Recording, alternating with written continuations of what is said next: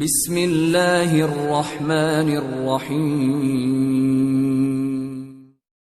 منگول اپنی خونخواری، اپنی بربریت میں لکھنؤتی کے گرد نواح میں دندناتے پھر رہے تھے۔ اب تک ان کی کسی نے راہ نہ روکی تھی اور اب وہ پہلے سے زیادہ جارحانہ انداز میں شکست و ریغ کا کھیل کھیلنا شروع ہو گئے تھے۔ اچانک انہیں ان خونی انقلاب کا سامنا کرنا پڑا اور انہیں اپنی بربریت اور شکست و ریغ کو بھول جانا پڑا، اس لیے کہ لکھنؤتی کے نواح میں ان کے سامنے الغ خان اس طرح نمودار ہوا تھا جیسے جلستی دھرتی پر بے منزل اور بے حرف کر دینے والے کھیل اور پرانی دکھتی چوٹوں نے اپنے کام کی ابتدا کر دی ہو۔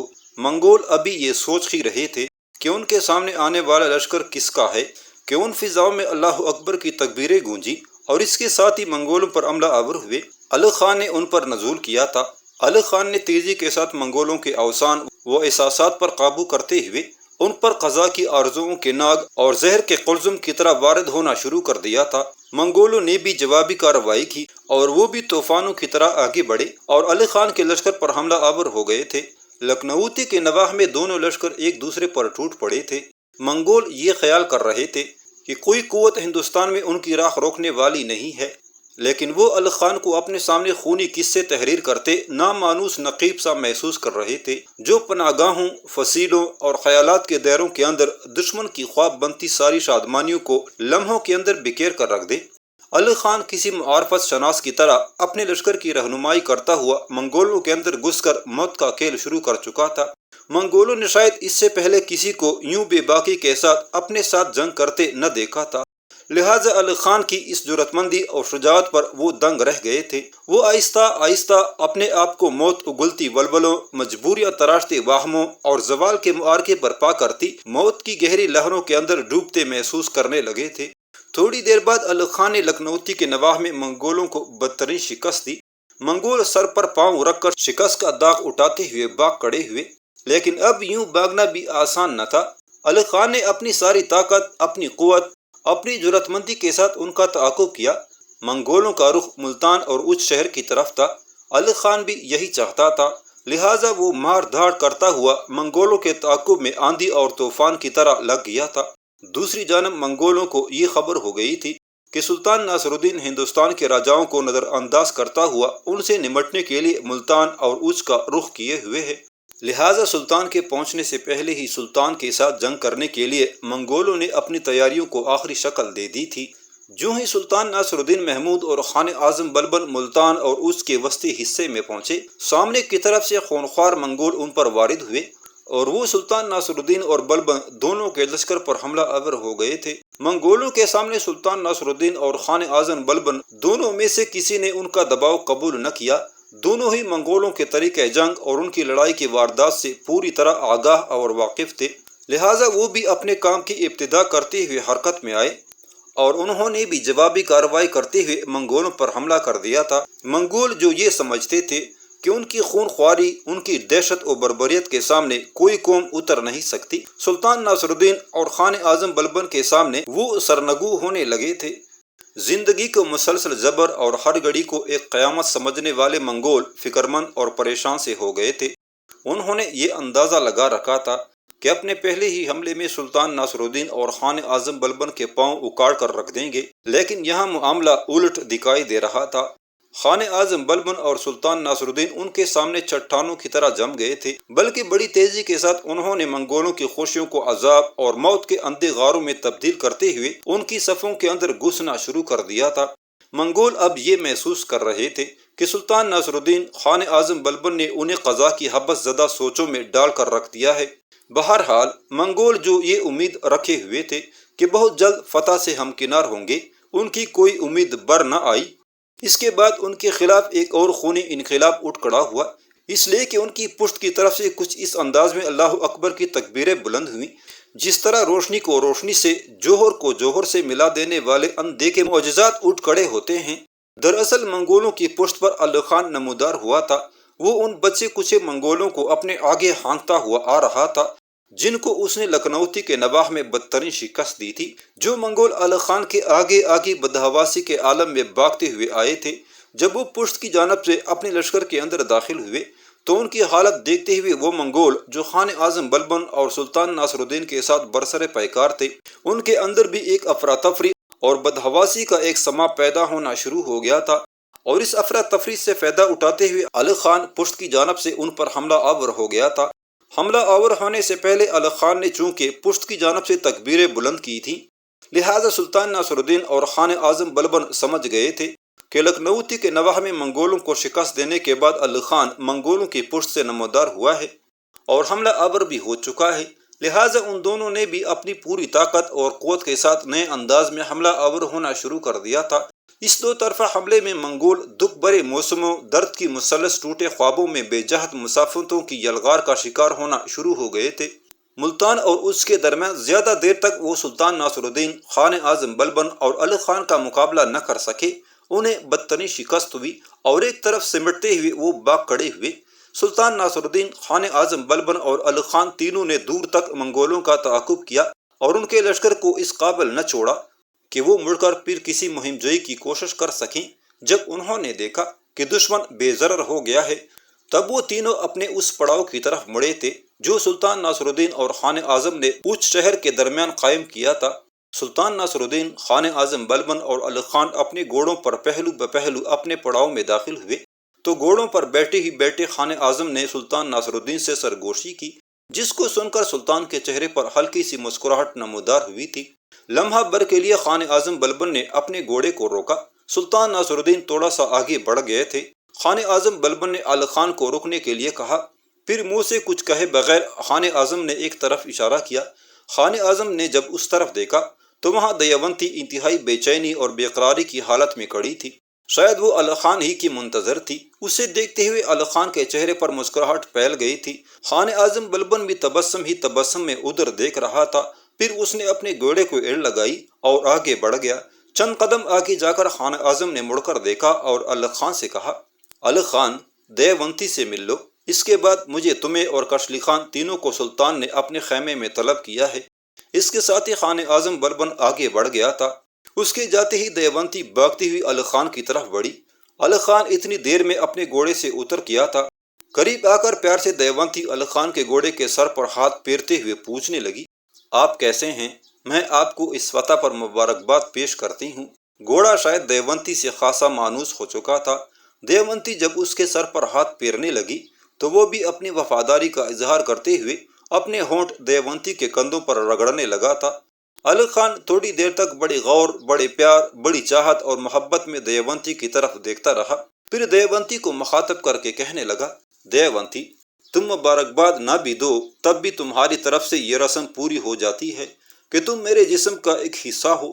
میری فتح تمہاری فتح ہے، میرا نقصان تمہارا نقصان ہے۔ دیوبندی، تم اپنے خیمے میں جاؤ۔ سلطان نے مجھے اپنے خیمے میں طلب کیا ہے۔ خان اعظم اور کشلی خان کو بھی بلوایا ہے۔ میں ان سے مل کر پھر اپنے خیمے کی طرف آتا ہوں۔ لشکر 2 دن تک یہاں آرام کرے گا۔ دشمن کے پڑاؤ سے ملنے والی ہر شے کو سمیٹا جائے گا۔ پھر اس کے بعد مالوا کے راجہ جہردیو کا رخ کیا جائے گا۔ اپنے گھوڑے کی باک تامتے ہوئے علی خان جب وہاں سے پلٹنے لگا تو دیوبندی نے گھوڑے کی باک پکڑ لی۔ پھر کہنے لگی، گھوڑے کو میرے حوالے کرتے جائیں۔ گھوڑے کو ساتھ کیوں لے کر جا رہے ہیں؟ میں اسے اپنے خیمے کی طرف لے جاتی ہوں۔ آپ کے آنے تک اس کی زین اتارنے کے بعد اس کے دانے چارے کا انتظام کرتی ہوں۔ دیوبندی کی اس گفتگو سے علی خان مسکرا کے رہ گیا تھا۔ پھر گھوڑے کی باک اس نے چھوڑ دی اور سلطان کے خیمے کی طرف بڑھا، جبکہ دیوبندی گھوڑے کی باک تامے اپنے خیمے کی طرف جا رہی تھی۔ علی خان جب سلطان ناصر الدین کے خیمے میں داخل ہوا تو اس سے پہلے ہی سلطان کے سامنے خان اعظم بلبن اور کشلی خان بیٹھے ہوئے تھے۔ ہاتھ کے اشارے سے سلطان نے علی خان کو خان اعظم کے پہلو میں بیٹھنے کے لیے کہا۔ علی خان جب وہاں بیٹھ گیا تو سلطان کی آواز خیمے میں گونجی تھی، علی خان، تمہاری آمد سے پہلے میں خان اعظم اور کشلی خان سے گفتگو کر رہا تھا۔ اس گفتگو میں یقیناً تاج الدین کو بھی شامل ہونا چاہیے تھا، لیکن میں نے اسے خیموں کی دیکھ بھال اور لشکریوں کے لیے کھانا تیار کرنے کے فرائض سونپے ہیں۔ جو گفتگو میں تم تینوں سے کرنا چاہتا ہوں اس کی تفصیل تاج الدین کو بعد میں بتا دی جائے گی۔ عزیزو، گزشتہ جنگ میں میں تم سب کی کارگزاری پر بے حد مطمئن ہوں، پر یاد رکھنا یہ جو ہم نے منگولوں کے لشکر کو بدترین شکست دیتے ہوئے جی بھر کے ان کا قتل عام کیا ہے، اس کا رد عمل ضرور ظاہر ہوگا، اس لیے کہ ہلاکو خان دور نہیں، ہمارے نزدیک ہی بیٹھا ہوا ہے۔ اسے جب اپنے لشکر کی تباہی اور بربادی کا علم ہوگا تو وہ ضرور کسی نہ کسی رد عمل کا اظہار کرے گا۔ یاد رکھنا منگول ہمیشہ تشدد کی تلوار بن کر وارد ہونا پسند کرتے ہیں۔ چاہتوں کی بٹی اپنائیت کے جذبوں سے وہ عاری ہیں۔ وہ ہمیشہ ریاکاری کے دکھ، نفرت کے جہنم کھڑے کرتے ہوئے خوشی محسوس کرتے ہیں، لیکن ہم انہیں اجازت نہیں دیں گے کہ وہ ہماری دھرتی کی حالت انگنت زمانوں کی دیمک زدہ دہلیز اور ویران کاف پائے رفتگان جیسی بنا کر رکھیں۔ ان کے سامنے ہم اپنی دھرتی کو بلکنے کے لیے نہیں چھوڑ دیں گے۔ یاد رکھنا، ہلاکو کو جب اپنے لشکر کی تباہی اور بربادی کی خبر پہنچے گی تو وہ اپنی حیات کی نگار خانوں میں ذلت و خونخواری کے کفل کھول کر ہمارے لیے درد کے شہر آباد کرنے کی کوشش کرے گا، لیکن میں تمہیں یقین دلاتا ہوں اس کے لشکر کے سامنے ہم نوری سالوں کی سفر کی طرح جم جائیں گے۔ جس طرح ماضی میں ہم خداوند قدوس کو پکارتے ہوئے اس کے مقدس نام کی تکبیریں بلند کرتے ہوئے دشمن پر وارد ہوتے رہے ہیں، ایسے ہی آنے والے دور میں بھی وقت پر ہم اپنے دل پسند گیت اور اپنے رب کی مقدس ناموں کی تکبیریں بلند کرتے ہوئے ان کے سامنے آئیں گے۔ یاد رکھنا، یہی وحدانیت اور صداقت ہماری نجات دہندہ بن جائے گی۔ میرے ساتھیو، یاد رکھنا، اگر ہم شہر بقا کی آخری سپاہی بن کر اپنے خداوند قدوس کی ذات پر بھروسہ کرتے ہوئے اپنی ملت کی حفاظت کریں تو خداوند قدوس ہمیں انوکھی فتوحات کی بشارت دے گا۔ میرے ساتھیو، یہ بات بھی لکھ رکھنا، ہماری قوت خدائے واحد کی استعانت و حمایت ہے۔ بہرحال ہمیں ہلاکو کے کسی بھی رد عمل کے لیے تیار اور مستعد رہنا چاہیے۔ جیسا کہ راستے میں میرا اور تمہارا معاملہ طے ہو چکا ہے کہ لشکر 2 دن یہاں قیام کرے گا اور اس کے بعد ہم مالوا کے راجہ جاہردیو کا رخ کریں گے۔ جاہردیو کی سرکوبی کرنے کے بعد اسی طرح ہم قنوج کے راجہ ملکی رام کو اپنے سامنے جھکنے پر بھی مجبور کر دیں گے۔ ہندوستان کے اندر ایسی کوئی قوت نہ رہے گی جو ہمارے سامنے جبر و استبداد کا اظہار کرے۔ مجھے امید ہے تم تینوں میری باتوں سے اتفاق کرو گے۔ خان اعظم بلبن، علی خان اور کشلی خان تینوں نے مکمل طور پر سلطان ناصر الدین کی گفتگو سے اتفاق کیا۔ کچھ دیر تک تینوں بیٹھ کر راجہ جاہردیو کے ساتھ نمٹنے پر گفتگو کرتے رہے۔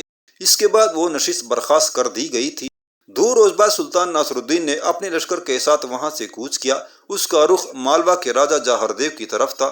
مالوا کے راجہ جاہردیو نے سلطان ناصر الدین اور اس کے لشکریوں سے نمٹنے کے لیے پہلے ہی قلعہ ٹرور کو اپنا مرکز بنا رکھا تھا۔ سلطان ناصر الدین ابھی اس قلعہ سے 10 میل دور ہوگا کہ ایک بار پھر اس کے مخبر اس کے سامنے آئے۔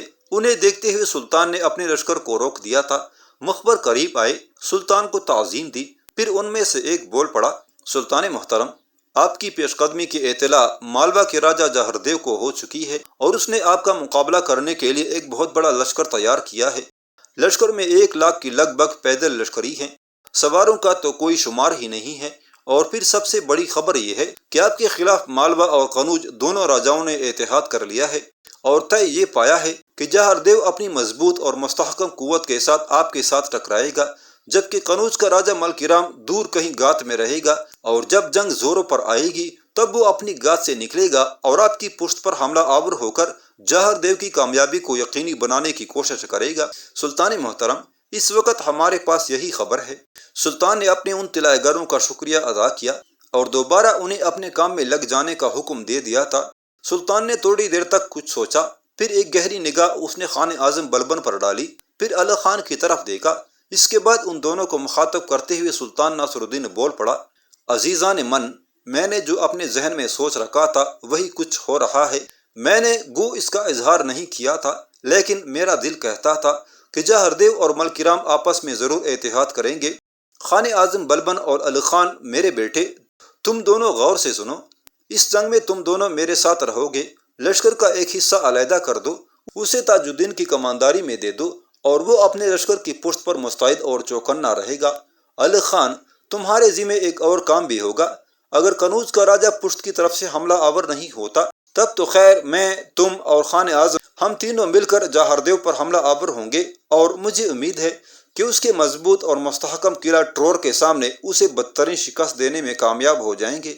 اگر عین جنگ کے عروج کے موقع پر قنوج کا راجہ ملکی رام ہماری پشت پر حملہ آور ہونے کا ارادہ کرتا ہے تو پہلے تاج الدین اپنے حصے کے لشکر کے ساتھ اس کی راہ روکے گا جو اس کی کمانداری میں دیا جائے گا، لیکن اس موقع پر علی خان میرے بیٹے، تم بھی حرکت میں آؤ گے۔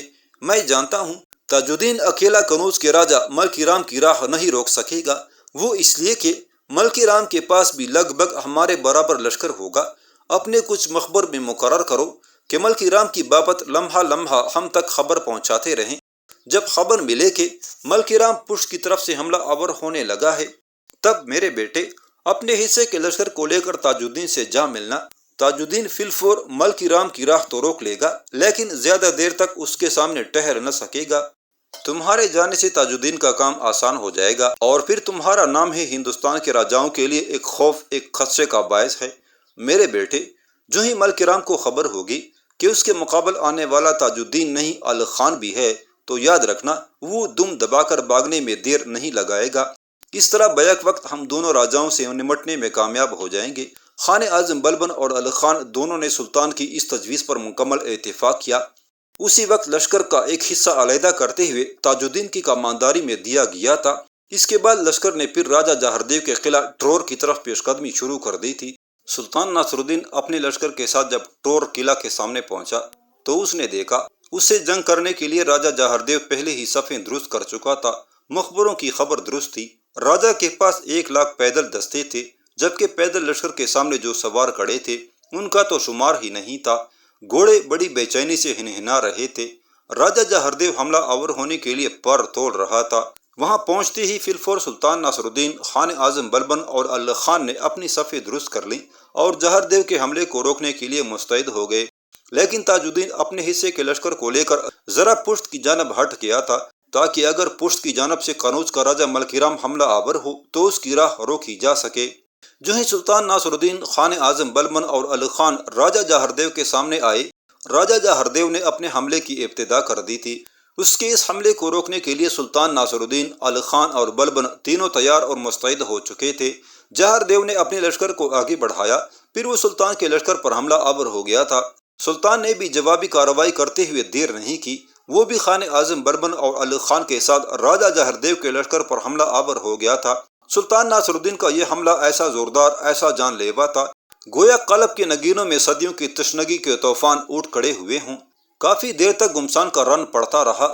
راجہ جہاردیو کو امید تھی کہ جلد ہی قنوج کا راجہ ملک رام سلطان ناصر الدین کی پشت کی جانب سے حملہ آور ہوگا اور جنگ کا نقشہ یکسر بدل کر رکھ دے گا۔ ادھر قنوج کے راجہ کے مخبروں نے اسے اطلاع کر دی تھی کہ اسے نمٹنے کے لیے سلطان ناصر الدین نے اپنے لشکر کا ایک حصہ علیحدہ کر دیا ہے اور ایک حصہ پشت کی جانب اس بات کا منتظر ہے کہ کب قنوج کا راجہ ملک رام پشت پر نمودار ہو اور وہ لشکر اس کی راہ روکے اور اس پر حملہ آور ہو۔ اس کے علاوہ ملک رام کے مخبروں نے یہ بھی اطلاع کر دی تھی کہ سلطان ناصر الدین نے الغ خان کی ذمہ یہ کام لگایا ہے کہ جب ملک رام پشت کی جانب سے حملہ آور ہو تو وہ بھی اپنے حصے کے لشکر کے ساتھ ملک رام پر حملہ آور ہو جائے۔ یہ خبریں سننے کے بعد ملک رام کے اوسان خطا ہو گئے تھے اور اس کی رہی صحیح ہمت بھی جاتی رہی تھی، اور اس نے سلطان ناصر الدین کی پشت کی طرف سے حملہ آور ہونے کا ارادہ ترک کر دیا تھا۔ کافی دیر تک جنگ جاری رہی اور مسلمانوں کی پشت کی طرف سے قنوج کا راجہ ملک رام حملہ آور نہ ہوا۔ تب جہاردیو کے بھی حوصلے پست ہونا شروع ہو گئے تھے۔ اس نے اپنے لشکریوں اور اپنے سالاروں کو یہ یقین دلا رکھا تھا کہ این جنگ کے عروج کے وقت ملک رام پشت کی جانب سے حملہ آور ہوگا اور اس کے حملے کے بعد مسلمان آگے آگے اور راجاؤں کا لشکر اس کا تعاقب کرتا چلا جائے گا۔ لیکن کافی دیر تک ملک رام پشت کی طرف سے نمودار نہ ہوا، تب اس کے لشکریوں کے حوصلے بھی متزلزل ہونا شروع ہو گئے تھے۔ وہ اس لیے کہ لمحہ بلمحہ سلطان ناصر الدین، خان اعظم بلبن اور الغ خان کی طرف سے ان پر دباؤ اور بوجھ بڑھتا جا رہا تھا۔ جنگ کے دوران سلطان ناصر الدین کو مخبروں نے یہ اطلاع بھی کر دی تھی کہ پشت کی جانب سے قنوج کے راجہ ملک رام نے حملہ آور ہونے کا ارادہ ملتوی کر دیا ہے۔ یہ خبر سلطان ناصر الدین نے نہ صرف الغ خان اور بلبن تک پہنچائی بلکہ لشکروں میں بھی پھیلا دی تھی۔ اس کے نتیجے میں ان کے لشکریوں کے حوصلے مزید جوان اور توانا ہو گئے تھے اور پہلے کی نسبت بڑھ چڑھ کر حملہ آور ہونے لگے تھے۔ سلطان ناصر الدین، خان اعظم بلبن اور الغ خان کا ارادہ تھا کہ جلد از جلد جنگ کو کوئی انجام دے اور جہاردیو کو اپنے سامنے شکست دے کر اسے جھکنے پر مجبور کر دیں۔ اس کے لیے ان تینوں کو زیادہ انتظار نہ کرنا پڑا۔ جہاردیو تھوڑی دیر تک مزید جنگ جاری نہ رکھ سکا، اس لیے کہ اس نے اندازہ لگا لیا تھا کہ اس کے لشکر کی اگلی صفوں کا مسلمانوں نے صفایا کر دیا ہے۔ تب وہ شکست اٹھا کر اپنے قلعہ ٹرور کی طرف بھاگا، لیکن اس کی بدقسمتی کے خان اعظم اور الغ خان پہلوؤں کی طرف سے آگے بڑھے اور اس کی راہ روک دی۔ مالوا کے راجہ جہاردیو کو اپنے مضبوط اور مستحکم قلعہ ٹرور میں داخل ہونا نصیب نہ ہوا۔ ناچار وہ اپنے مرکزی شہر مالوا کی طرف بھاگا تھا۔